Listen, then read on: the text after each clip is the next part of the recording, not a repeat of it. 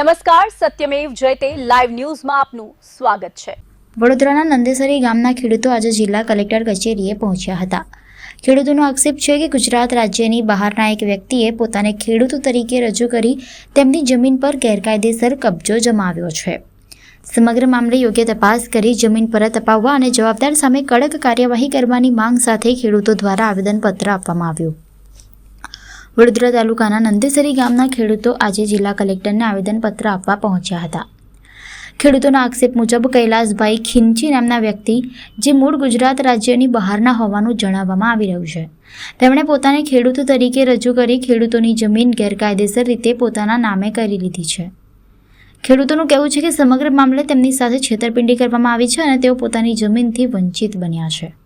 આથી જિલ્લા કલેક્ટરને રજૂઆત કરી સમગ્ર પ્રકરણની નિષ્પક્ષ તપાસ કરવામાં આવે, ગેરકાયદેસર રીતે કબજે કરાયેલી જમીન મૂળ ખેડૂતોને પરત આપવામાં આવે તેમજ જવાબદાર વ્યક્તિ સામે કાયદેસરની કાર્યવાહી કરવામાં આવે તેવી માંગ કરવામાં આવી છે। વડોદરા તાલુકાના નંદેસરી ગામની સર્વે નંબર 237 નંબરની જમીન, જે જમીન ત્યાંના મૂળ સ્થાનિક ખેડૂતોની હતી, એ સ્થાનિક ખેડૂતોને ભરમાઈને હું પોતે ખેડૂત છું એવી વાત કરીને કૈલાસભાઈ ખીંચી નામના ગુજરાત રાજ્ય બહારના જે પોતે ખેડૂત નથી, ગેરકાયદેસર રીતે બોગસ ખેડૂત બનેલા છે, એ વ્યક્તિ દ્વારા આ જમીન ખરીદવામાં આવી।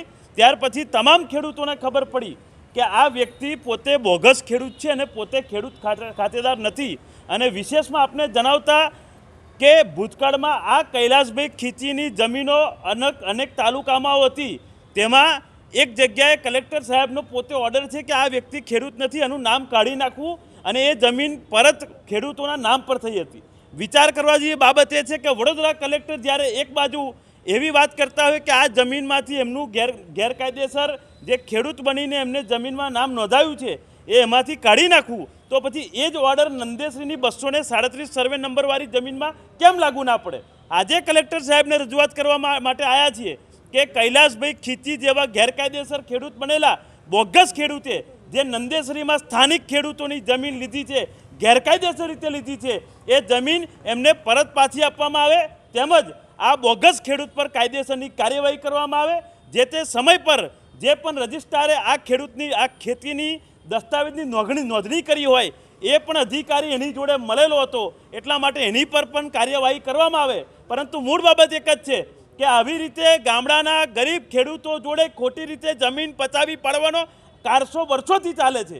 એ કારસાને ડામવા માટે અને આવા ગેરકાયદેસર ખેડૂતો તેમજ ફ્રોડ માણસોને સબક શીખવાડવા હવે અમે અભિયાનની શરૂઆત કરી છે। આ અભિયાન આજથી શરૂઆત થઈ છે અને કૈલાસભાઈ ખીંચી ગેરકાયદેસર ખેડૂત છે, આ જમીન આ મૂળ ખેડૂતોને પાછી મળવી જોઈએ। કેટલી એકર જમીન હતી ને આ જે વ્યક્તિ છે મૂળ ક્યાંના છે?